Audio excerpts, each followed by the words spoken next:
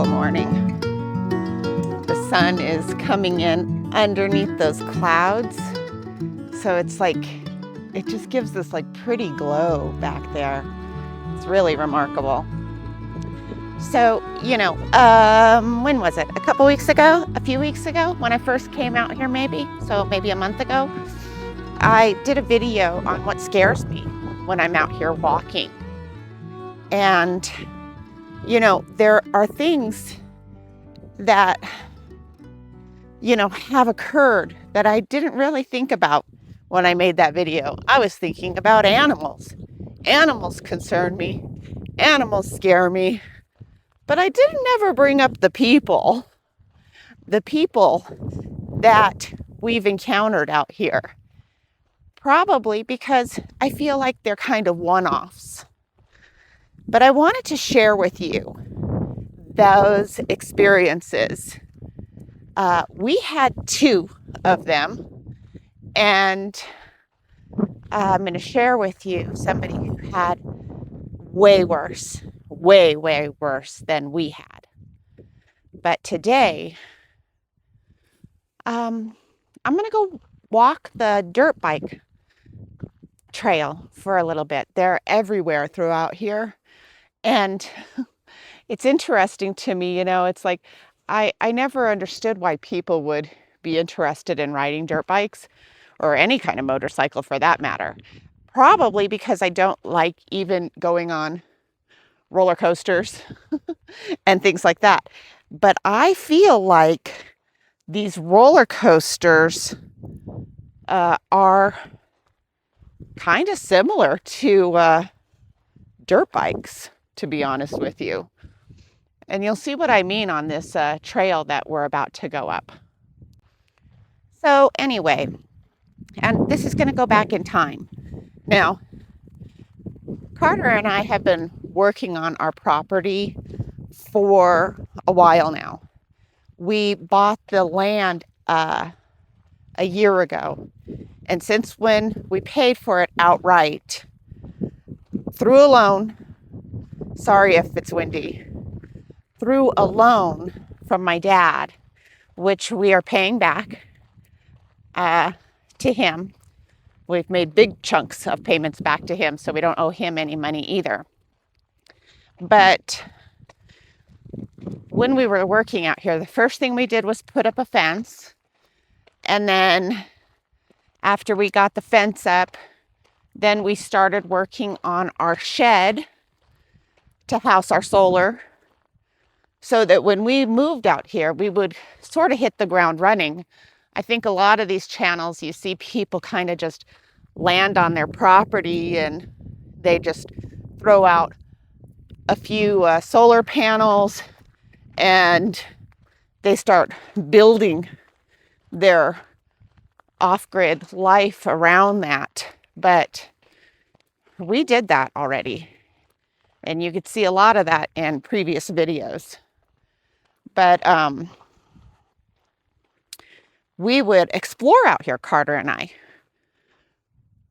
We would drive the roads to see kind of where they went. Mainly, we were trying to see if there was a shortcut from here onto a highway, just north of us, just to kind of cut our commute on dirt roads back. I'm going to finish this when we get out of this headwind. Okay, so we're here at the dirt bike trail. So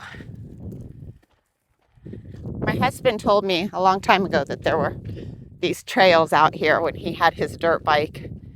He used to ride out here on these. But there's like an entire circuit of them that goes all over the place.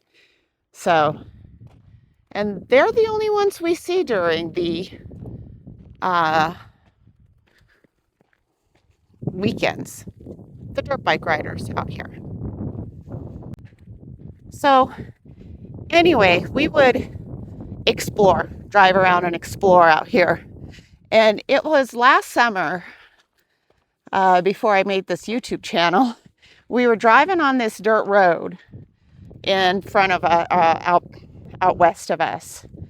And, you know, in the distance, we saw a car coming towards us. But we also saw somebody looking like they were running beside the car, if that makes any sense. Kyle, you're in front. You're leading the way. And we didn't pay too much attention to it. There's a lot of people out here. They shoot guns, they hang out, they camp, and things like that. So we were keeping on going. And we noticed the car coming closer to us, but the person was still way out there in the distance. And when that car got close to us, they slowed down and stopped, and we slowed down and stopped right along with them. And they rolled down their window and they said, "You might not want to go that way. This is such a steep hill." They said, "There's a man who's stark naked running up the middle of the dirt road. And he's like out of his mind." So Carter and I said, "Okay." And we turned onto a abandoned, unmaintained road and avoided him. And whew, that was a climb up that thing. Whew. Now I know why they ride dirt bikes, so they don't have to walk up that. But after that encounter, now remember, this was like last summer, so it was hot. It was probably, I don't know. Here we go down. Whew. Lord, help me not to slip on all them rocks right there. Oh boy, I gotta actually concentrate on walking. The dogs are smart. They're like, "Get off the path." Whew. Made it. There goes Kyle. Downhill is always fun, I guess. So after that encounter, though, I felt really bad for that person because it was hot and they were way, way out there. Like nothing is out there except for a solar farm. And I wondered about him after that. Did he like dehydrate? Like, I don't know. But you don't know anything about these people. You know, they could be just seriously crazy. I mean, maybe I shouldn't believe stories when I hear stories, but I heard stories of people on drugs, like beating the crap out of people, knocking them unconscious and start eating them because they're on these wacky drugs that make them psychotic. So anyway, that was one encounter a year ago. And there he goes. I was wondering where that dog went. That boy dog. So anyway, now let's fast forward to the present day. Last weekend, Carter and I were coming back home. And on the rise of a hill we were approaching, we noticed somebody kind of at the top of the hill. You couldn't really tell who it was. You just see maybe a head. They were cresting the hill, coming towards us as we were coming towards them. And in this area, there's a home on this road, and the kids play on this hill. So I told Carter, I said, "There's somebody on the other side of the hill." And he said, "Yeah, it's probably those kids." And he started slowing way down. And he said, "Those kids are always out playing right next to the road or in the road on that hill." And he gets mad about it. But anyway, so we slow way, way down because when we crest the hill to go onto the other side, sorry about that, accidentally hit a button. So when we crest the hill, going over the hill, we slowed way, way down because we saw like a head of a person. And when we get to the top, we notice this man, and he's wearing a pair of shorts, no shirt, and he's carrying this like a camping chair, like a folding chair, with him. And we're going super slow, right? We give him a wave like people are known to do out here. Like everybody waves on the dirt road. Let's go, Daisy, not that way. Daisy, let's go this way. Come on. Daisy. So we give him a wave, and we're going so slow past him. We expect to wave back, and instead he mouths F you. He mouths that to us. And we're like, okay. But then we were like, what is this guy doing? Like, where's he going with his folding chair? You know, half naked, you know, walking down the dirt road. I mean, he is heading back to the city. That's the road that way he was going. Takes you to the city. But I'm thinking he must have been out of his mind. We didn't do anything to him. He was just already angry for whatever reason. I don't know. You know, we also passed somebody on our road a few months back, and he was carrying a jug of water. And then when we came back that way, he wasn't there anymore walking down the road. But somebody left like a backpack in the middle of the road. It was bizarre. It was all very bizarre. Like, I'm not saying that guy was all tweaking out. He might have just got kicked out of his girlfriend's house. Who knows?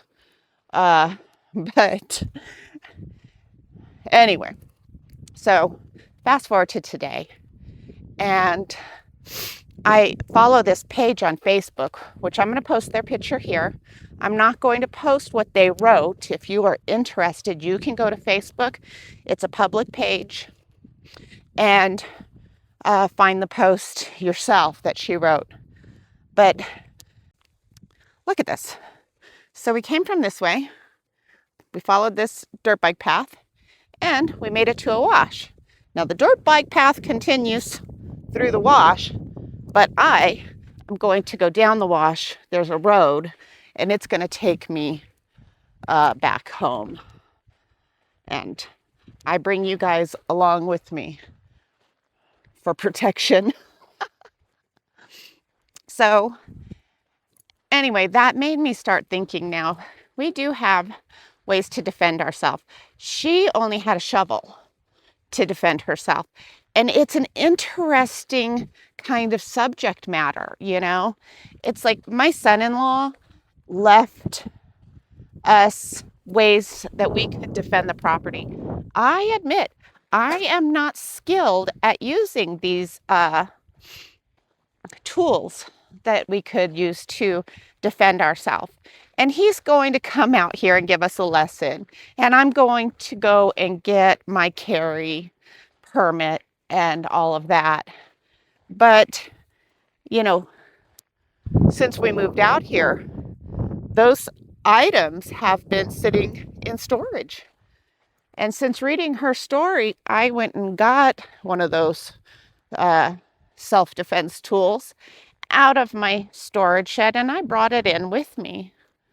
And I have to constantly ask myself, will you use that self-defense tool? Will you defend yourself?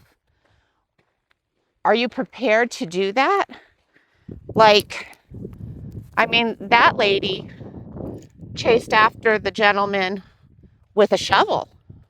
I don't have any problem hitting somebody over the head with a shovel. But these people who are on drugs, they have like superhuman strength. So it's like, I'm sure I could easily be overpowered. You know, I see these shows where these people, mainly women, they run up to, or they run across this assailant in their house or something like that, and they're hiding behind a wall with a lampshade. Not a lampshade, like a lamp. What's it called? The part of the lamp that has heavy. Anyway, you know what I mean. They're standing behind the corner with this thing, and they're ready. When the guy walks by, they're going to whack him and knock him out. And they do.